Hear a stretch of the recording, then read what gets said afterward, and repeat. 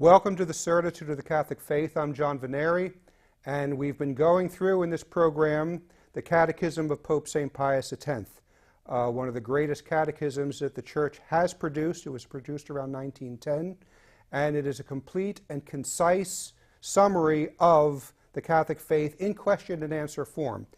Those who have been following the program know that we just don't stand there and do the question and answer, but we actually explain. We explain what the various points of the faith are that the Catechism teaches us. And right now, in the Catechism, we are about to move in to the section on God, His existence, God, the Trinity, and God, the Creator. But what's interesting is the Catechism of Pope St. Pius X, as good as it is, it doesn't treat the attributes of God, and it doesn't necessarily deal with God, proving the existence of God through reason. Because, there are two ways that we know the existence of God, two ways that we learn about God. That is by reason, that is just by working it out. Even the ancient pagans did this. They would work out and come to an understanding that there had to be a first mover, there had to be a God. And secondly, by revelation. Now, revelation is a big word that's a way of saying God speaking to us, God revealing it to us, God telling us about Himself, telling us about His commandments, telling Him about what we have to know and do in order to make our way back to Him, because that's why we are on this earth. So that's what the Catechism does. Okay, it's going to teach us these things. And so these next few sessions, we're going to be talking about God as what we can be known by reason. I want to stop on that a little bit because we will be dealing with God revelation later on. By reason, what do I mean by that? It means that just by looking at the created world around us, we can come to the conclusion that a great being, one great being, not many great beings, but one great being is responsible for it all. But there's something we have to deal with first, and it is a rather big topic. That is modern, secular, materialistic atheism, or you could call it scientific atheism. We're going to find there's really not too much science. There's not a lot of scientificness about it. Okay, it is under the camouflage of science. It is under the guise of science, but when you really get to the nuts and bolts of what these atheists proclaim, it is actually unscientific. So I want to start with a story, true story, unfortunately, because it's a sad story. In the early days of Nazi Germany, when Hitler's troops, what they did is they were invaded Eastern Europe, and they were sending extermination troops into villages, SS troops with machine guns. And they would literally just round up the people, normal citizens, people, no, not soldiers, normal citizens. At gunpoint, they would force them to dig their own graves, and then they would just mow them down, they would drop dead in the grave, and they would cover them up. And there's a story, a true story, of one SS soldier, extermination soldier, who was holding the gun to an old Hasidic Jew. And this old man was digging his grave, and he was having a hard time doing it, and he was huffing and panting. And the soldier, of course, completely was unfeeling. And at one point, the Jew stood up, and he looked at the SS soldier and said, "God is watching what you do." And the soldier just slumped back and went and just mowed him down. No, the soldier, the product of Nazi atheism, he rejected the reality of God. And by rejecting the reality of God, he rejected that there is this great being, this God, who will reward us for our good actions and punish us for our evil actions. That's basically what this Hasidic Jew was getting at. You're not going to get away with this. You're going to be judged for killing innocent people. But because this Nazi stormtrooper this Nazi executioner, as it were, had rejected the idea of God, then he was not responsible to this God.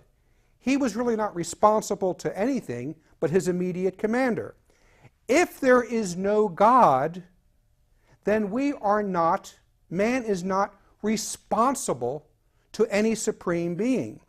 And we are not, that's where the word comes from, is who do we respond to? I don't know how this is going to work out in Italian, but in English, who do you respond to? Well, we are responsible to God. Now, this has creepy consequences because anyone who's familiar with Dostoevsky, his book, The Brothers Karamazov, Ivan Karamazov, he says in the book, he says, if God does not exist, then anything is permissible. If God does not exist, anything is permissible. Stalin rejected God, and thus for him, anything was permissible. He was the head of state. He could do anything he wanted. Hitler rejected God, and thus for him, anything was permissible. Lenin, the communist revolutionary, rejected God, and thus for him, anything was permissible. Mao Zedong, the murderous leader of communist China, he rejected God. He answered to no one, as far as he was concerned, so anything was permissible. And this is why we can't be indifferent. This is why we really have to be nervous when we see our modern governments becoming more and more and more godless, whether it be the European Union, whether it be Italy, whether it be the situation we have in the United States becoming more and more godless, the situation we have in Canada becoming more and more godless, because, again, if God does not exist, then anything is permissible. You end up with sheer utilitarianism.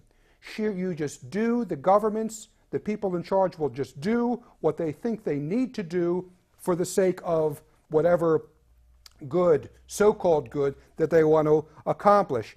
The end justifies the means. There's no one they have to answer to, whether it be mass murder, as we saw with the example I gave of the soldiers, with the forcing the citizens to dig their own graves, whether it be forced euthanasia, forcing people, setting up these laws that people will or the doctors will actually kill the patients that aren't worth, they deem aren't worth living, assisted suicide, formal health care programs in states that decide this life is not worth living.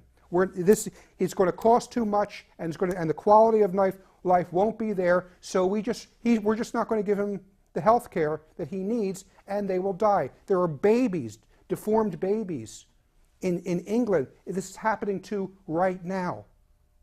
They're sent home to die by the health care system. United States is already responsible for millions and millions and millions of the death of unborn babies, the murder of unborn babies since 1973, since abortion was legalized, quote unquote. In the United States, we have 3,000 abortions a day. More that were killed in 9/11 are slaughtered every day inside the abortion clinics, protected by law, protected by the university thought, protected by the press. And the Humanist Manifesto, I talked about this in previous classes, previous programs, the Humanist Manifesto, which is essentially godless, that's why it's called humanist, they reject God, and what do? They call for abortion on demand as necessary, as good and necessary for the future of humanity. Okay? The increasing godlessness of states has deadly consequences, and we need to be concerned about it. And we need to also understand that the entire godlessness of states, godlessness of our times, godlessness of the media is actually built on a lie. And we have now, and you probably have seen them in the press because they're the darlings of the media, we have now a new group of militant atheists. I'm not talking about militants that show up with guns and shoot you if you say you believe in, you accept God, but militant in the sense that they have taken upon themselves the cause, the campaign, the passion to drive any understanding or belief of God, drive it from the minds of men. They often do it by ridicule, and they often do it by false arguments, arguments that look real, arguments that might look good, but they don't hold any weight.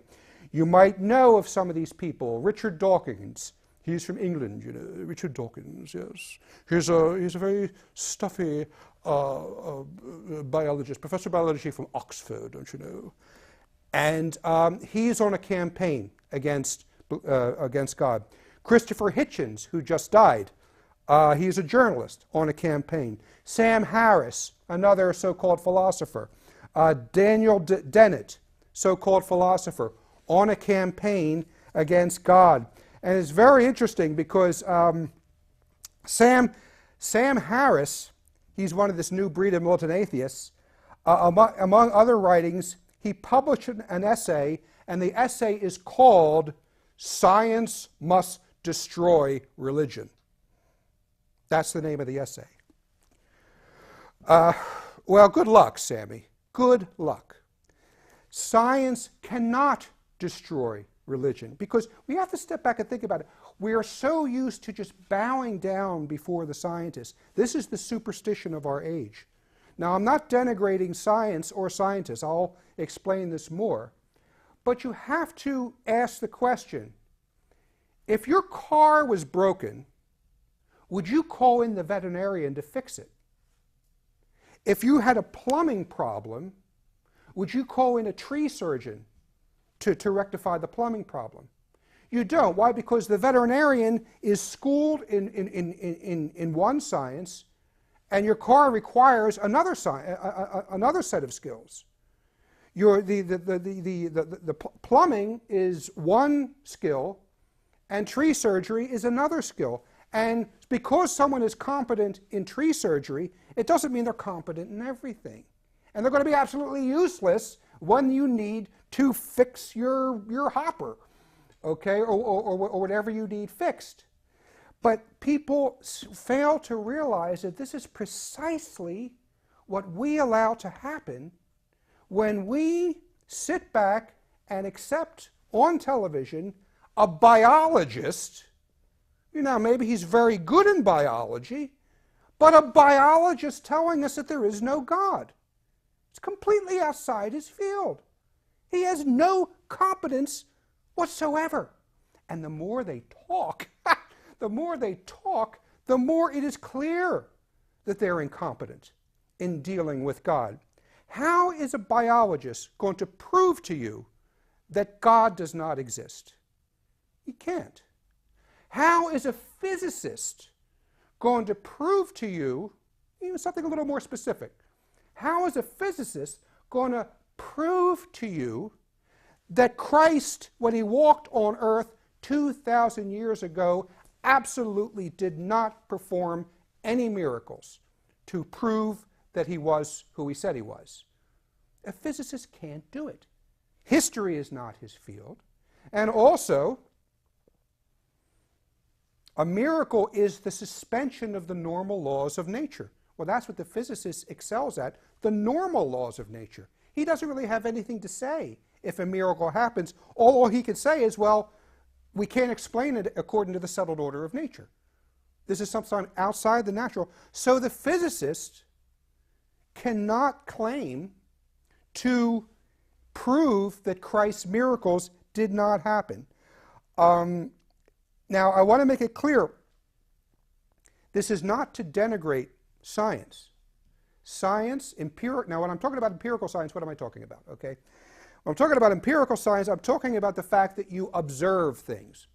You observe the operation of plants, you make your deductions, and you publish, or you come to a scientific conclusion, you make a judgment, you publish what you found. Nobody is denigrating science. You're probably very well might be watching this. You're watching this on something that science brought you, whether it be your television station at home or whether it be your internet. Science gave you that. Well, I like those things. I have an iMac computer. I have a MacBook computer. Science gave me those. I love them. I love air conditioning. I love the fact that if I go to the hospital with needing some really difficult and dangerous surgery, I have great respect for the advances in medical science that could probably take care of my problem in a way that would have been impossible 100 years ago. Okay, so we're not denigrating science. It is, what we have to do, though, is recognize the limitations of science. Because science tells us many things, empirical science, experimental science, because empirical science tells us many things, we have come to believe, and it's been pushed on us, unfortunately, by the more arrogant scientists, not all scientists, the more arrogant ones, we have come to accept that empirical science tells us everything. And this is only actually in the past few hundred years. I'm not going to go into the history of it, but say from about, like at the time of Aristotle, philosophy and science were basically one thing, or one study. At the time of Aquinas, philosophy and science were one thing. When we move past the Protestant revolt and into these more modern philosophies of Descartes, where he was splitting mind and body, you end up with science on one end and religion on the other, or science on one end and philosophy on the other. I'm not going to cover that today. That's too much. But it's very interesting. I don't know if you can get this in Italy. The Devil's Delusion, Atheism and its Scientific Pretensions. It's by a Dr. David Berlinski. Okay, Dr. David Berlinski. David Berlinski is actually a mathematician, and he's a mathematician and a philosopher, but he is sounding the warning. He is sounding the warning. He himself doesn't really practice any religion, but he is sounding the warning against his fellow scientists who are trying to destroy religion under the appearance of science, and that's why he talks about atheism and its scientific pretensions. It's not really it's not really true science. But he comes up with a syllogism. If man does not exist, then everything... let me start that again. It's what I said with Brothers Karamazov. If God does not exist, then everything is permitted. Second part of the syllogism, point number 2, and this is the modern scientist speaking, the modern atheistic scientist speaking. If science is true, then God does not exist. That is the superstition right now. Science is true and God is not true. So if God exists, then everything is permitted. Next point of the syllogism, if science is true, then God does not exist. And the conclusion, that means if science is true, then everything is permitted. And it's the everything is permitted that we talked about in the beginning of this program. Governments, armies can just abuse their people, murder their people, because there is no one ultimately to answer to. In an atheistic society and a populace in general that has accepted atheism, even practical atheism, you don't have God as the authority anymore. All you have is the state, the power of the state, and this type of thing always leads to state absolutism, a kind of tyranny, because in an atheistic state, who does the state answer to? Who is the state responsible to? Ultimately, to no one. There is no God who is going to reward me for good. There is no God who is going to punish me for the evil that I do. And if I need, or if I want to teach the Ukrainians a lesson and just starve them out of existence, as Stalin did, I can do it. Because if God does not exist, then anything is permissible. Religion, it's interesting, the superstition today is that religion supposedly is the cause of war. I was getting a haircut one time and I mentioned that I was editor of Catholic Family News, and this young Italian barber says, "Oh yeah, religion, yeah, yeah, it's the cause of a lot of wars." Cause of a lot of wars. That's all he knows about religion. It's the cause of a lot of wars. But this is what's, now he didn't come, I mean, he didn't come up with that by himself. This is what's constantly being fed today by a secularistic media. But in 2007, there was a Nobel Prize-winning physicist named Steven Weinberg, or I should say there's a Nobel Prize-winning physicist named Steven Weinberg, and in 2007, he gave a speech to a large audience of his confreres and things like this. Here's what he said. Nobel Prize winner. Nobel Prize winner, okay? He said, religion is an insult to human dignity. With or without it, you would have good people doing good things and evil people doing evil things, but for good people to do evil things, that takes religion. Now, of course, to that audience, grand applause. This is the highest wisdom. Oh, isn't he smart? Oh, isn't he wonderful? Where Berlinski, who's not even a believer himself, here's what he says about Weinberg's statement. He says, in speaking thus, Weinberg was warmly applauded. Not one member of his audience asking the question one might have thought pertinent. Just who has imposed on the suffering human race poison gas, barbed wire, high explosives, experiments in eugenics, the formula for Zyklon B, heavy artillery, pseudoscientific justification for mass murder, cluster bombs, attack submarines, napalm, intercontinental missiles, military space platforms, and nuclear weapons? Who has imposed this, he says? Well, if memory serves, it wasn't the Vatican. It wasn't religious institutions heaving all this destruction on mankind. It was modern 20th century governments. The hallmark of modern 20th century governments is atheism.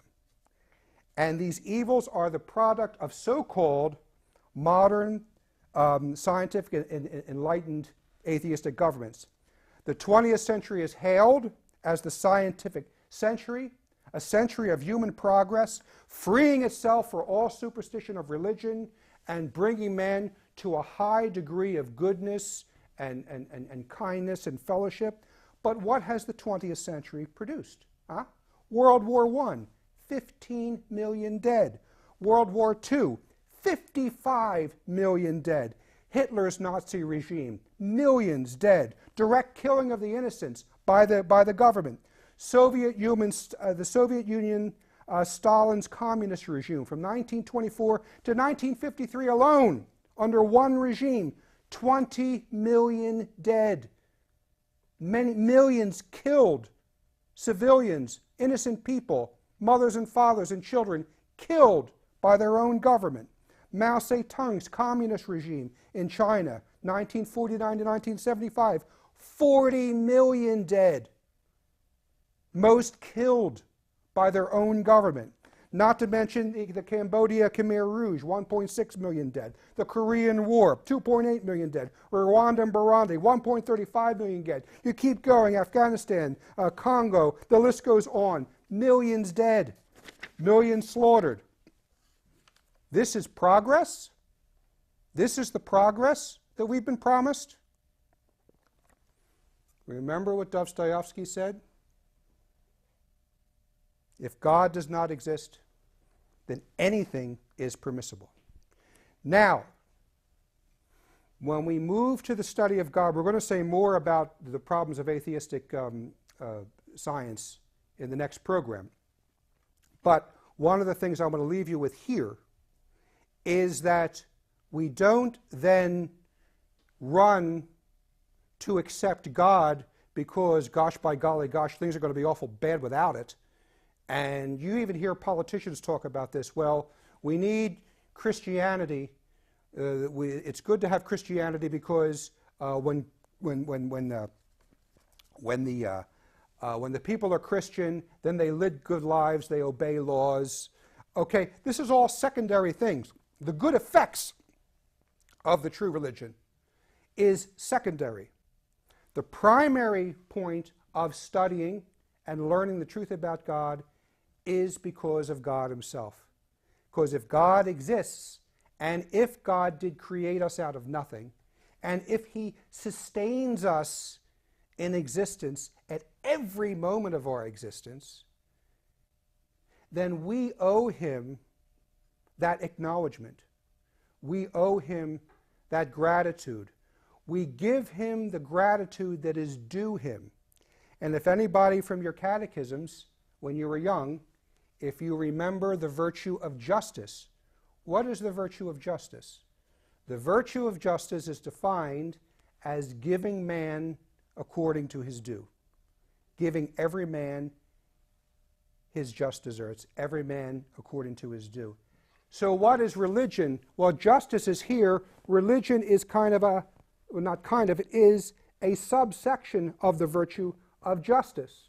Okay? In religion, all we are doing in living our lives with the reality that God exists, we are giving God his due. We are giving God gratitude. We are giving God love. We are giving God the obedience that he called for when he gave us the Ten Commandments. And what did our Lord say when he was on earth? If you love me, keep my commandments. So there's more to say about so-called scientific atheism, and we will cover it in the next program.